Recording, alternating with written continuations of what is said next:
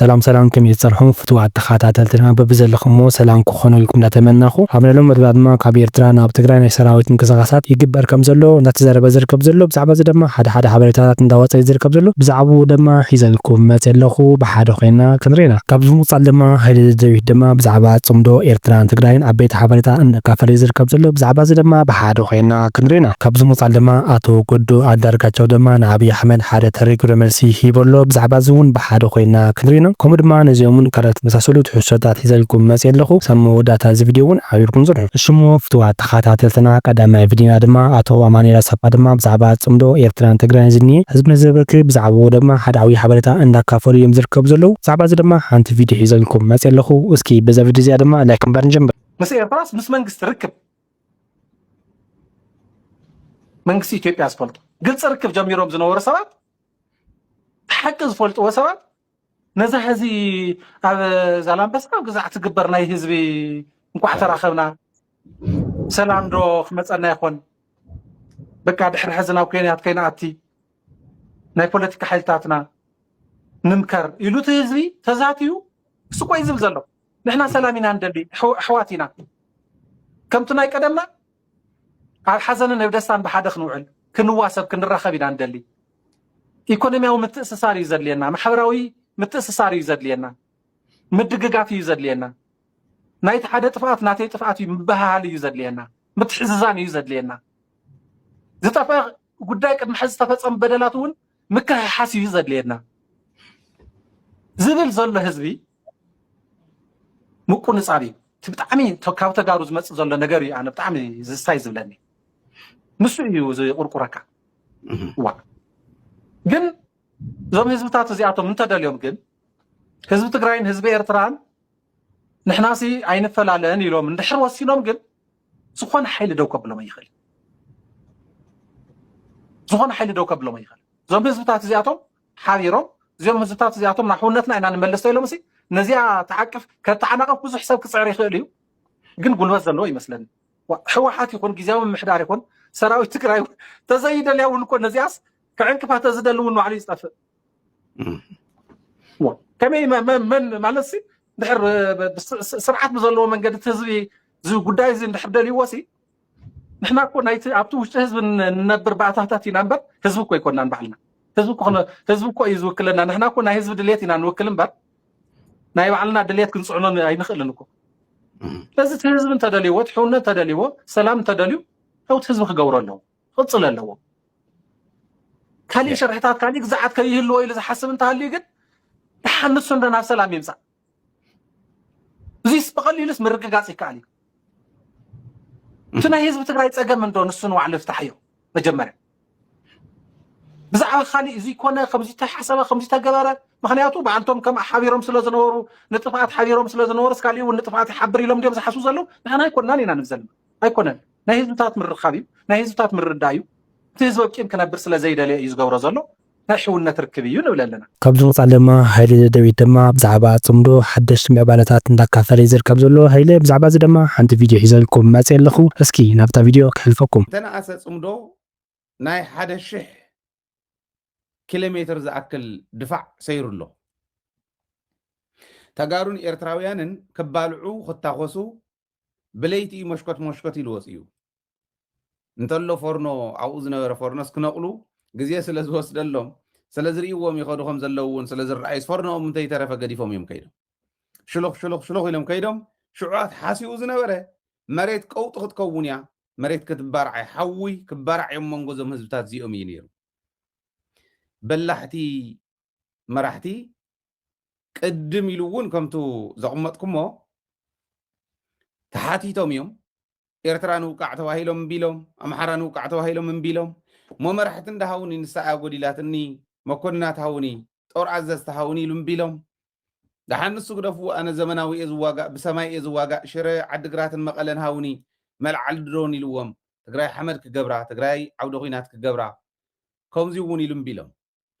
እዚ ኢሎም ከይዶም እቲ ህዝቢ እውን ደፊኡ ናብ ፅምዶም ሰኣተወት ፅምዶ ዝኒህዎ ፕሮግረስ ርኡይ እዩ ትዘፍረሶ እውን ስካዕ ሕዚ ብዓይንና ንሪኦ እውን ሰላም ምፍጣር እቲ ህዝቢ ናፍቲ እንዳኸደ ምርኻቡ ከም ዘሎ ኮይኑ እንተነኣሰ ዓለም ዝምስክረሉ ኣብ መንጎ ክልቲኡ ህዝቢ ሓዊ ክባራዕ እዩ ለሞ ዝነበሩ ሰላም ተፈጢሩ ድፋዕ እውን ጎይላ ዝጉየለሉ ቦርደር እምበር ጥይት ናይ ጥይት ድምፂ ዝስማዓሉ ቦርደር ኣይኮነን ኣትዮም እውን ሓሪሶም ከሪሞም እዮም ኣለና ዶ ዘይወፅሉ ወይ ንተሓሳሰበሉ ወይ እንጥርሮ ቦርደር ኣለና ዶ ኦፍኮርስ ኣለና ከመይ ጌርና ዝተወዳደልና እየ ከመይ ጌርካ እዩ ክከሓስ ብዙሕ መንገዲ ኣሎ ተነኣሰ ምዝርራብ ጀሚርና ኣለና ተነኣሰ ምቅርራብ ጀሚርና ኣለና ተነኣሰ ኣብ ትግራይ ዝበፅሕ ሪኮግናይዝ ምግባር ጀሚርና ኣለና ካብዚ ምውፃእ ድማ ኤርምያስ ድማ ብዛዕባ ገንቦ አንዳርጋቸው ብዛዕባ ኣብይ ኣሕመድ ዝበሎ ብዛዕባ ኤርምያስ ድማ ሓደ ሓበሬታታት እንዳካፈለ ዝርከብ ዘሎ እስኪ ሰሚንያ ንመለስ ሰራዊት ኤርትራ ኣብ ትግራይ ገበን ይፍጽም ነይሩ ኢሉ ዝሓሰበ ኣብይ ኣሕመድ ዓሊ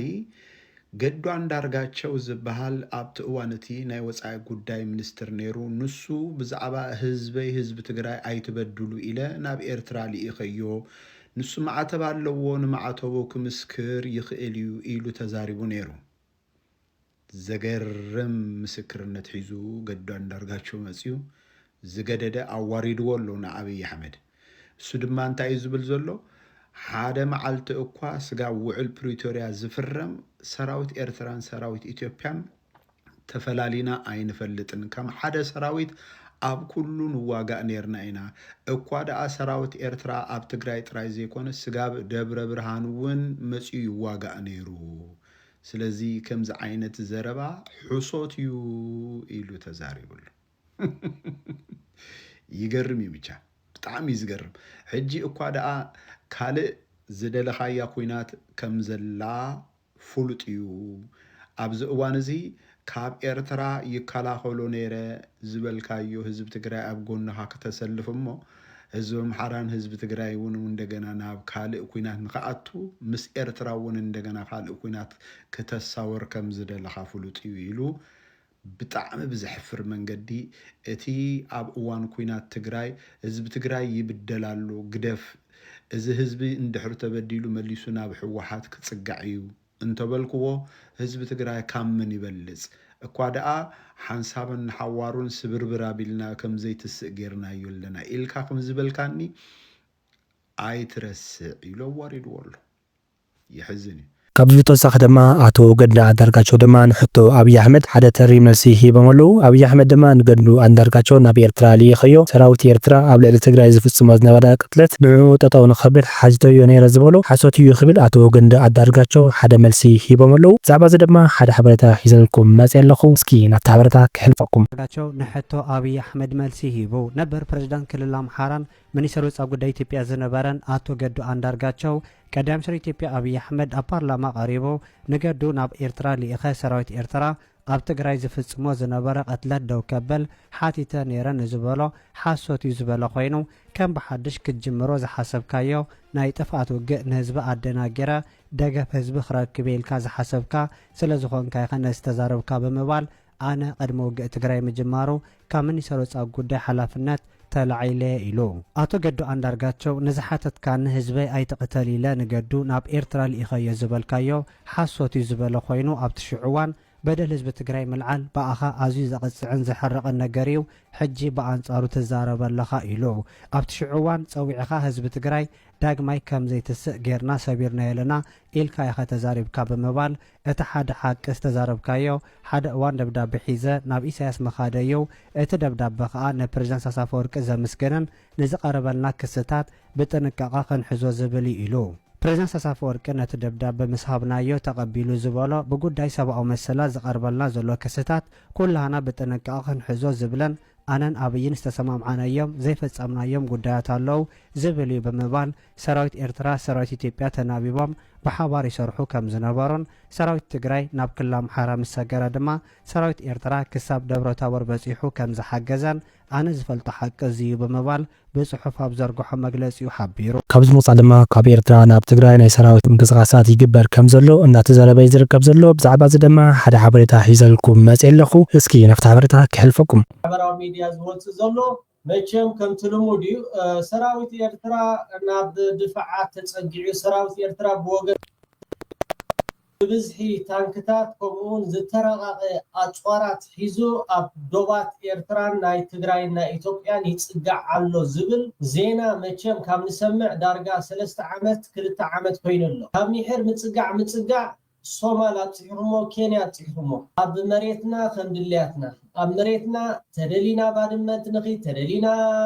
ዛላምበሳ ንኺ ተደሊና ከዓ ጾሮና ንኺ ኣካል መሬት ኤርትራ ክሳብ ዝኾነ ከም ድልያትና ስለዚ እዚ ሎማዓንቲ ኣብይ ኣሕመድ ክዛረቦ ዝፀንሐ ዋጋ ከኽፍሎ ምዃኑ ከዓ ክፈልጥ ክኽእል ኣሎ በቲ ትብልዎ ዘለኹም ወላ ሓደ ድፅላ ኣይኮነን ዝተራቐቐ ኣፅዋር ፀረ ድሮን ከምኡውን ታንክታት ዝዓጠቐ ሓይልታት ምክልኻል ኤርትራ ናብ ዶብ ኢትዮጵያ ወይ ከዓ ትግራይ ይፅጋዕ ኣሎ ክትብሉ ብጣዕሚ ፅቡቅ እዩ ብፅላ ነገር ኣይኮነን ከምቲ ክቡር ሚኒስትሪ ዜና ኣቶ የማነ ገብረ መስቀል ዝበሎ ሎማዓንቲ ብዕሊ ኩናት ኣብ ልዕሊ ልእላውነት ኤርትራ ኣዊጅኩም እዮም ብዕሊ እሱ ከዓ እንታይ እዩ እቲ ናይ ባሕሪ ጉዳይ ኣካል ህይወትና ወይ ከዓ ትንፋስና ስለዝኾነ ኤርትራ ዝተራቐቐ ኣፅዋር ታንክታትን ፀረ ድሮን ዝዓጠቐ ናብ ዶባት ኢትዮጵያ ይፅጋዕ ከም ዘሎ እዚ ከዓ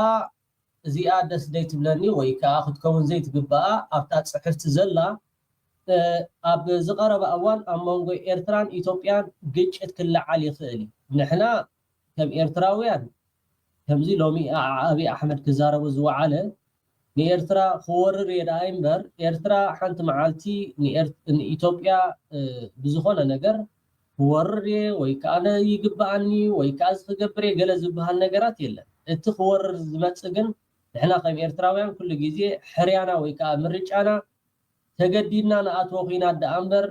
ሕርያና ሰላም ስሙ ፍትዋት ተኸታተልትና ናይ ለማዓት ነበረና ሓበሬታ ነዚ መስኒሮ ሳብ ቀፃሊ ብሓድሽ ሰው ንራኸብ ክንግዜ ምሳኹም ላይክ ማርኬት ርስዑ ሰናይ ግዜ